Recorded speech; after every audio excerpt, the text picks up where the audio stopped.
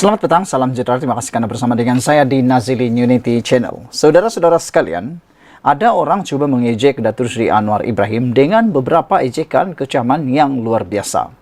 Salah satunya ialah berkaitan dengan isu kita jadi kerajaan hari ini, minyak turun esok. Dari dahulu lagi, mereka telah menggunakan sentimen dan naratif cerita ini untuk memfitnah, untuk cuba mempermalukan Anwar Ibrahim, untuk cuba mengecam Anwar Ibrahim, bahkan untuk cuba-cuba pula untuk mengingatkan kononnya Datuk Seri Anwar Ibrahim itu adalah seorang yang tidak menepati janji. Tetapi saudara-saudara sekalian, anda wajib share video ini supaya semua orang tahu bahawa ini sebenarnya yang berlaku. Ini jawapan sebenarnya berkaitan dengan kita jadi kerajaan hari ini, minyak turun esok. Bagi mereka yang suka sangat mencanangkan pepatah atau perkataan seperti ini untuk cuba untuk menjatuhkan dan memalukan kerajaan perpaduan, apalagi dengan pimpinan Anwar Ibrahim, anda wajib share video ini sebanyak mungkin kepada semua rakan, terutamanya mereka yang cuba-cuba untuk menggunakan naratif ini sekali lagi bagi mahu mempermalukan Perdana Menteri kita. Rupa-rupanya ini sebenarnya yang berlaku.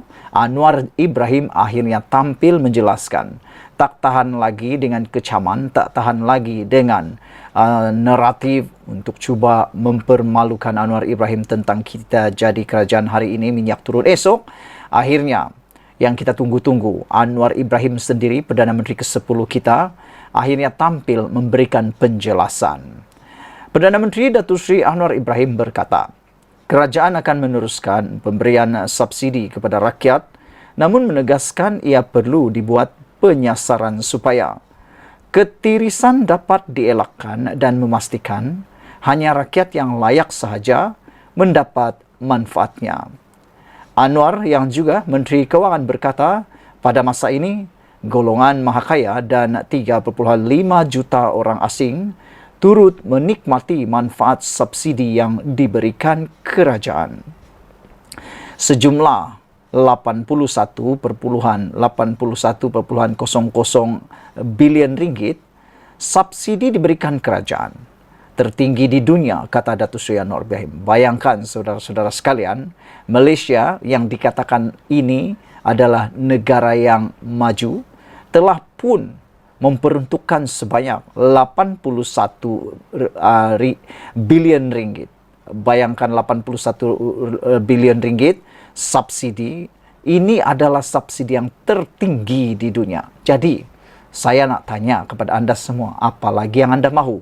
Apalagi subsidi yang anda harapkan? Sedangkan inilah subsidi yang paling tertinggi sekali di dunia diberikan kepada rakyatnya. Apalagi yang kita tak nak syukuri di negara kita ini. Walaupun saya dikecam, kata Datuk Seri Anwar Ibrahim, bila kita jadi kerajaan hari ini, minyak akan turun esok, ia satu konteks yang berbeza. Kerana ketika itu harga minyak di Arab Saudi ialah 50 sen. Sekarang ini harga di sana RM2.85 dan kita pula RM2.05. Minyak ayam dan elektrik pula dinaikkan oleh 3.5 juta orang asing. 10% orang kaya dan ia tidak termasuk yang diseludup keluar, kata Datuk Seri Anwar Ibrahim.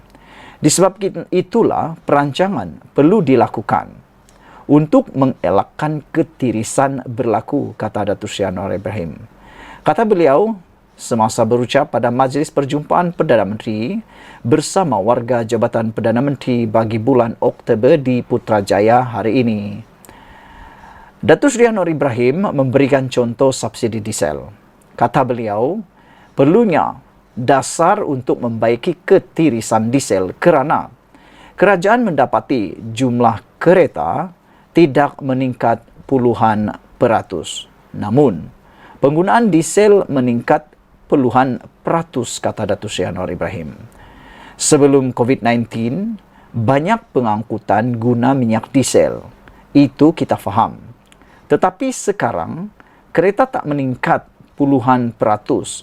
Tetapi penggunaan minyak diesel meningkat puluhan peratus, kata Datuk Seri Anwar Ibrahim. Maknanya, minyak diesel itu dibawa keluar dari kapal laut dan sempadan. Sebab itu sekarang kita buat dasar, perbaiki tentang subsidi diesel, kata beliau lagi.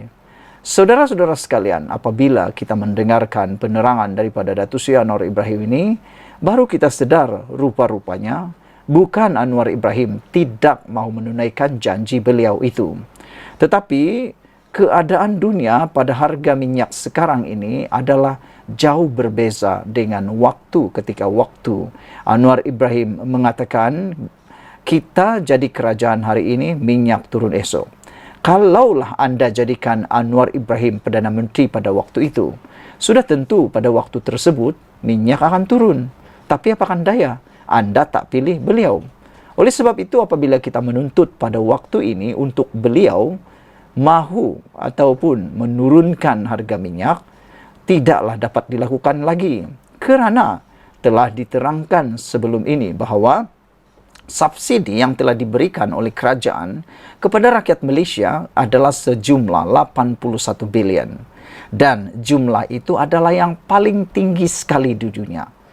Bayangkan kalau kerajaan tambahkan lagi subsidi itu untuk mahu mengurangkan harga minyak.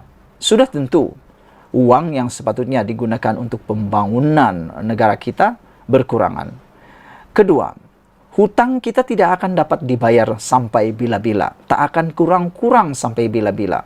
Nak tanya jugalah, siapakah orang yang paling banyak sekali mencipta hutang ketika menjadi Perdana Menteri? Anda jawablah sendiri. Yang pastinya Datuk Seri Anwar Ibrahim hanya tukang bayar, tukang selesaikan masalah yang ditinggalkan oleh Perdana Menteri-Perdana Menteri yang lain. Anda tak boleh nafikan itu. Jadi, nak salahkan Anwar Ibrahim itu jauh sekali daripada kebenaran. Selain daripada itu, harga minyak juga telah berbeza. Kalau waktu itu ketika Anwar Ibrahim kata bila kita jadi kerajaan hari ini minyak akan turun, harga minyak di Arab Saudi adalah 50 sen ketika itu. Tapi kini, sekarang tahun 2023, minyak di Arab Saudi adalah RM2.85 dan minyak kita pula sekarang yang menjadi lebih murah, yaitu RM2.05. Itulah faktornya mengapa sukar sekali untuk kita mahu menurunkan lagi harga minyak kita. Selain daripada itu, saudara-saudara sekalian, seperti yang dinyatakan oleh Datuk Seri Anwar Ibrahim, berlaku ketirisan minyak yang tidak terkawal. Nak salahkan siapa? Tak tahulah. Anwar Ibrahim hanya menjadi Perdana Menteri baru 10 bulan. Yang telah berlaku bertahun-tahun itulah yang tak tahu siapa punya kerja. Saudara-saudara sekalian, Anwar Ibrahim pun hairan. Mengapa bilangan kereta tidak bertambah, tetapi penggunaan minyak diesel bertambah-tambah-tambah. Kalau anda kata mungkin terlalu banyak kereta yang diguna, sekarang ini kereta ada semi-hybrid, ada yang hybrid, jadi penggunaan minyak pastilah sudah berkurangan. Tapi hairan kan, kenapa jumlah kuantiti minyak, penggunaan minyak bukannya berkurangan, tetapi makin bertambah. Kemana minyak kita? Kita pun tak tahu. Oleh sebab itulah, kalau kita turunkan lagi harga minyak, pasti dan sudah pasti akan lebih banyak lagi berlaku ketirisan minyak dan berlaku lagi penyeludupan minyak yang melampau kerana minyak kita yang terlalu rendah mahu diseludupkan di negara-negara atau di tempat luar yang harganya jauh lebih mahal. Itulah yang anda harus fahami. Kalau anda tak faham, tak apalah. Tapi kalau anda faham, anda akan geleng kepala. Oh, macam itu rupa-rupanya. Sekian dulu untuk kali ini. Jangan lupa tinggalkan komen anda. Sila tekan butang subscribe.